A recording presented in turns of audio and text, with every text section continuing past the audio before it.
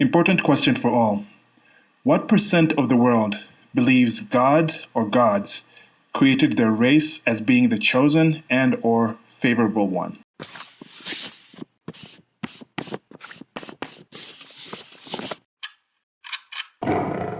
Hey, what's up? This is Silas. This is part of my shorty series where I take these small little thoughts that I think of and I post on social media where you have a limitation of characters, so I have to condense the idea into something small. And then I decide, let me expand on them in these videos so we can start a conversation, have a conversation, talk about things, and just expand on it in general because I think these are good things to have. So the one today, I'm asking about the chosen people by gods. And I'm focusing mostly on race here in this case because it is quite important. I came to think of this question when I was hearing, I think it was Aaron Ra, he was talking about there was a Christian school in the 50s or 60s in the Oral Roberts University. They had laws or rules in the school where you could have non-white student, non-Caucasian student, non-historically, ethnically, and racially Caucasian students at the school, but they were against having interracial relationships. And for some of you who don't know, part of the state getting involved into marriage licenses was a movement to prevent Black people, African Americans, from marrying white women, white men, or interracial marriage. They wanted to reduce that. That was a big part of this, and I just think states in general need to just leave that and should not be involved in whole marriages. But anyway, coming back to this, so that was a thing, and it was a Christian school. They were like, yes, we're okay with people coming in together. We worship the Lord and things like this. But what was it about those people to think that somehow white people marrying Black people, having relations with Black people was not supposed to be allowed under their supposed strong belief of their God, or of the Lord, of the good God of the world? That's not what he wanted, or that's not what they thought he wanted. So how is this? What was their picture of God? Do they feel that they were the chosen people by this God?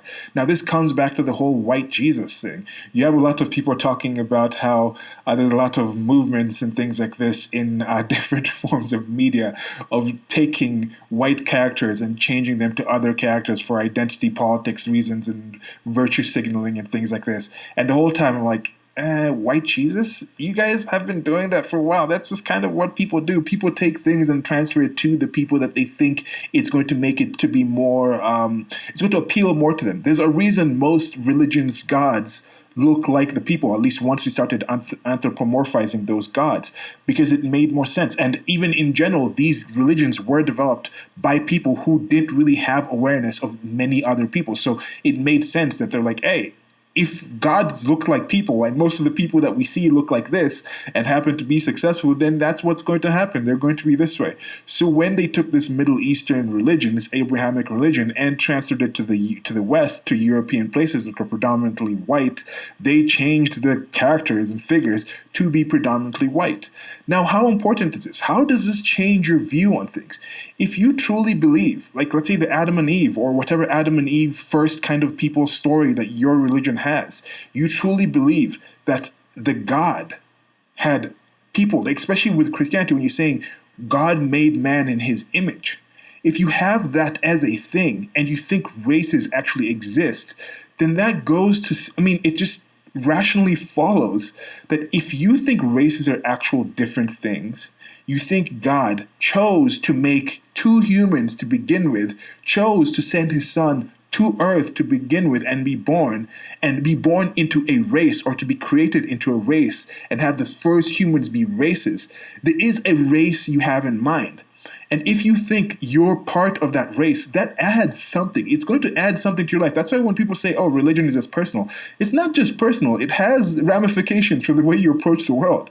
Now think of the ramifications you have for approaching the world when you have white people coming to Sub-Saharan Africa, coming to other places and spreading the word that their God created everything to people who are not of that race. And they're saying, look, God created the first two human beings in the world, and here is their image.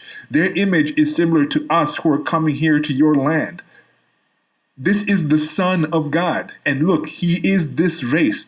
What effect does that have on the people who are raising their kids to think, look, the God, the person who created the entire world and knows what races are, chose to make his son a different race from you, chose to make the first humans a different race from you. Then now when you go into that, how does it break up with science? If you think the world is 6,000 years old, how do you think these other races came to be? Do you think they were created in the image of something else? What is your whole mentality towards these things? It does affect things in your life. And now some of you might say this doesn't matter, but think about this. It's a thought experiment of sorts. Now, like people created them separately with different things, created different races, and didn't want those races to mix for whatever reason. Because think about it. What if that was the case? What if they were found that the Garden of Eden was actually somewhere in the Siberian area or something, and then it turned out Adam and Eve, they somehow found the bones and found that Adam was a Negro male, and then Eve was actually an Asiatic female or an Oriental female. And then they found out that the first kids, Cain and Abel, and then I don't know where those magic wives for Cain and Abel come from. I'm not even going to talking about the Nephilim, the sons of God that come and find the daughters of man and have more kids and giants and things. We're not even going into all that, but let's say now you find that Cain and Abel were also different races. Now Cain was a Caucasian, and then Abel was maybe, who's left out here? Some kind of mestizo. And then now you start finding like, wow, somehow these people that we can genetically find are somehow related DNA-wise, but their races just seem to have changed over the whole like reproductive process. What would that do to your perception of the world? So yeah, that's it for this shorty. And I don't believe Adam and Eve existed. I am a-religious, and different people do have different religions. But let me know what you think. Do you think that your God created, if you do believe in a God, do you think your God created the initial humans in the race that you currently are in? If not, do you think that changes the way you actually feel towards it? If so, do you think that has made you have stronger belief in that God? Or have you had a different relationship towards the race of the people that you think were the ones that God initially created the people in? So that's it for this video. Like, share, and subscribe. Let me know what you guys think about this. You can check out others in the Shorty series. There's links below to a merchandise store. One-time donations can be given on PayPal. And again, thank you for listening. Till next time, this was Silas. Goodbye.